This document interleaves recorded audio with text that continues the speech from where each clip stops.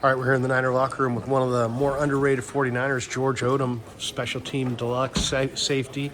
I saw when the guys are coming out of the tunnel, you're like one of the first guys. You seemed like you were fired up the other night. I do that every game. Is that every game you're It's in like that? when I start going to the tunnel, Yeah, it's like I get my juices up, so I gotta get the yelling and screaming, yeah. get that stuff going. What gets you going? I mean, you listen to a little music. You listen to what's your pregame ritual that gets you fired up? I kind of changed up this year.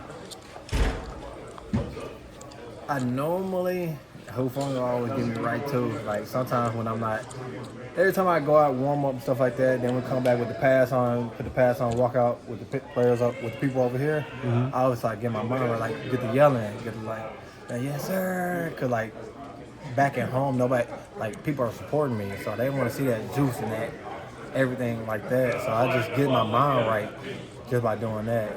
Hufung always go like, I forgot what he always said, Yahoo! Or something like that.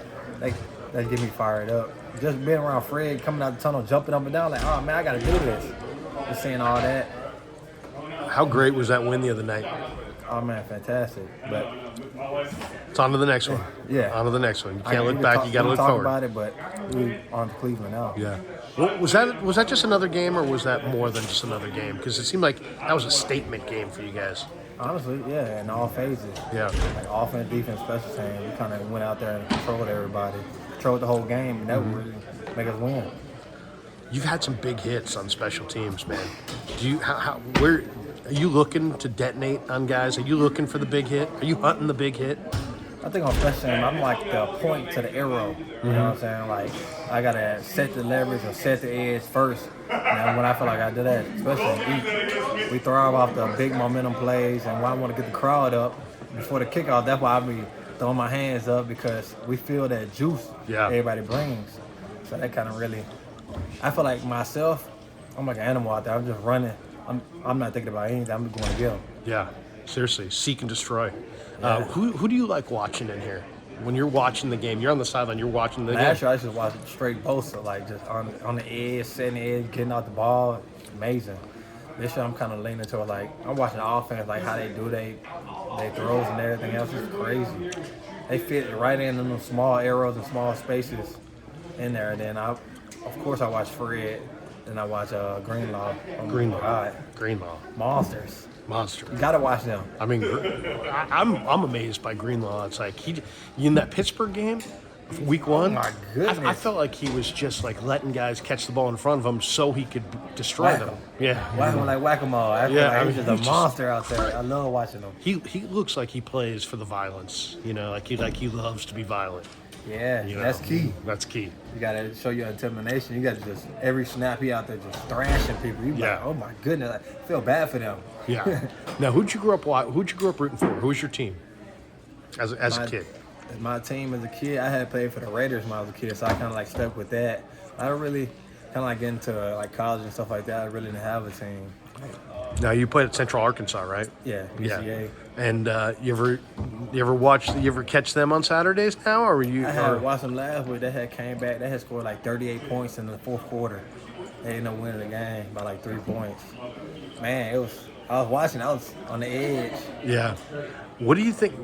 Purdy's a religious guy, and I know your faith's important to you as well. Yeah. How do you incorporate your faith and game day? Because you're playing on Sundays. Well, Sunday's the day for the Lord. I mean, how do you incorporate? How do you balance that? well, first of all, I give faith to my Lord Jesus Christ every day. Yeah. Eating, not eating, whatever. But how I translate it is like if I do stuff right off the field, like for example, like if I'm just helping people, I see somebody in struggle or something like that, it all translates.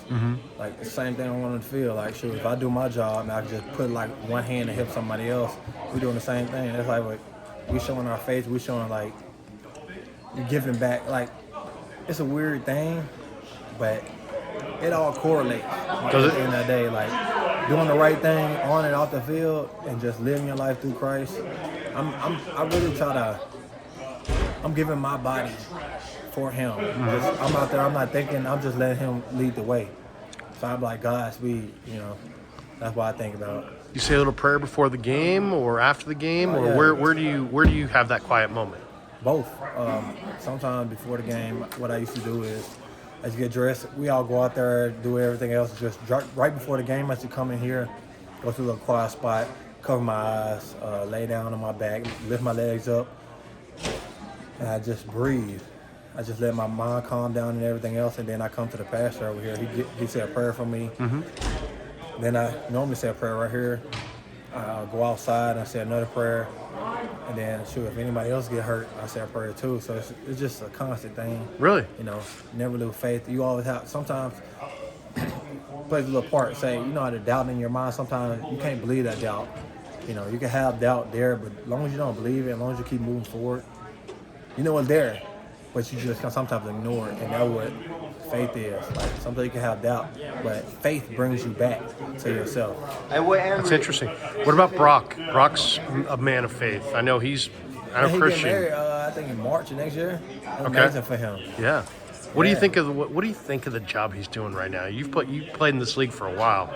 This is a young guy. The person that brings me back to Brock is probably Andrew Luck my first year. Really? Yeah, just soft touch. You know exactly where to put the ball at, so read the defense. Like, it's crazy.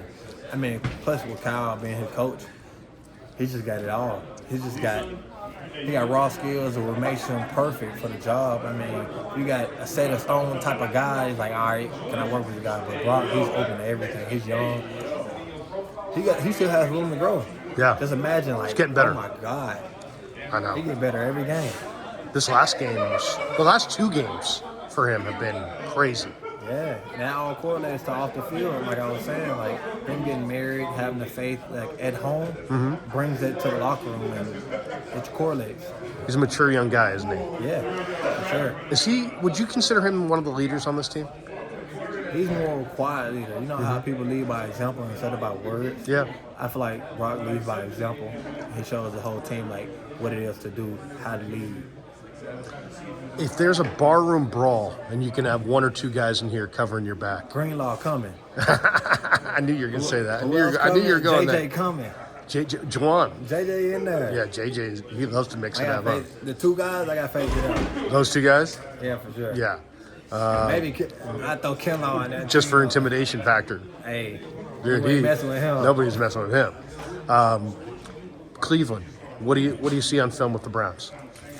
Both and Tron definitely going to scheme up something on the special teams.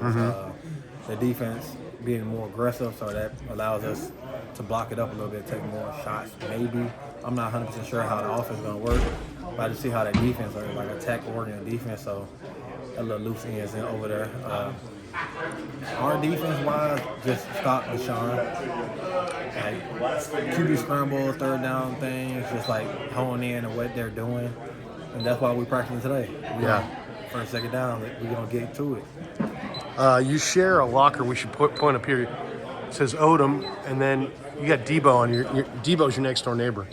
Well, what's it like sharing a locker stall with Debo or being right next door to him? Debo, you'll be surprised. He's not that talkative type of guy, but he is a guy. Right.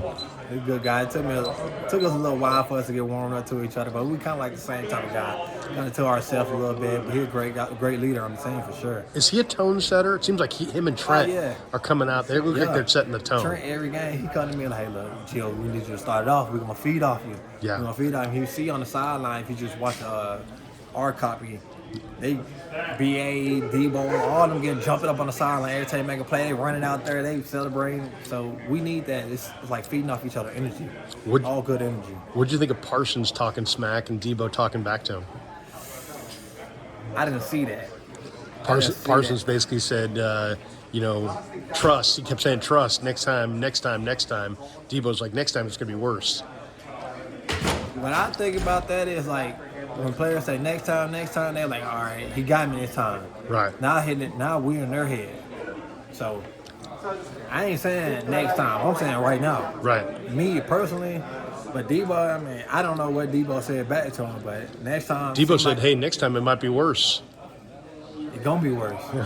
So we get better every snap. I feel like. Debo, what he like? I'm a 220 or something like that? Come on. Yeah. Who's the last guy in this offense you'd want to have to tackle? This offense, in your guys' offense. Who's the guy? Who's the guy that? I mean, you got some big physical guys here. Kittle, IU, I would Debo. definitely say Kittle for sure. If he's wide open tackle and like we lined up with each other, probably Kittle. Okay. Other than that, like I'm head hunting everybody. I'm trying to You're blowing people up. blow your knees out. How about what do you think of the kid safety Jair? Jair, oh Yeah. my God, coming along. Scrapping. You see that when we got in the game? Yeah. We were playing man coverage rep. He shot the guy. You Yeah. see that guy block? He instincts crazy. He made the play on the 16-yard line. Oh my! You can't really teach those things. He's a great young talent.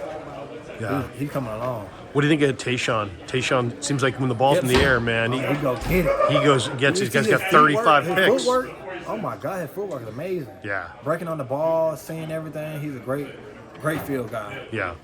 If he was playing basketball, he played middle field. Give me something. Give me something on Hafanga. Ufunga, he gonna bring the energy to bring the juice. He gonna bring the hit. When I look at Huff, I see like I want to say Tarzan kind of like he's everywhere. He's everywhere. I love Huff. I love watching Huff play. All right, man. So it's Greenlaw, it's JJ, it's Kinlaw. If you're in a world of hurt. Last one for you. You don't want to talk about the Super Bowl. You don't want to talk about that. That's down the road. But what would it mean to you to get that ring? And give me the mindset of the guys in this room about this journey to get that ring. Well, to get that ring, we got our own personal goals and take one step at a time, honestly. It will mean the most to me if we do get the ring, but what means the most to me is winning my every rep, That's a good mindset. We all got jobs. Yeah. And in order to get that ring, we got to do our job. We can't do nothing else but our job. So every single play, we go out there with a mindset like if we on that field, that silent tape tells it all. So we trying to just dominate our opponent. That's what mindset I have, and I believe everybody else on this team had that same mindset. Do you do visualization at all? Do you picture Sunday during the week, or is that not part of your routine? Well, Trying to visualize what you're going to be doing? Yeah, 100%. Like if you go watch the practice film from last week and how Dallas played last year, I just had to coordinate. All right, I can't just run in there and just juke the guy and do that. I had to literally slow my feet down just a little bit to juke him to see the returner going. That's kind of what I did. It happens every week. Like you had to visualize yourself making plays in order to make those plays. And sometimes it comes to like not thinking. Like you're playing football. Last one, man. This is year 2 for you here. What do you think of the Bay? What do you think of the Bay Area? Love the Bay. Love the You enjoying it? Love it. Love the energy. Keep bringing the energy. Hey, when you see All Pro Gio in there, you know it's time to go. George, appreciate you, bro. Good luck this year, man. Thank you. Thank you.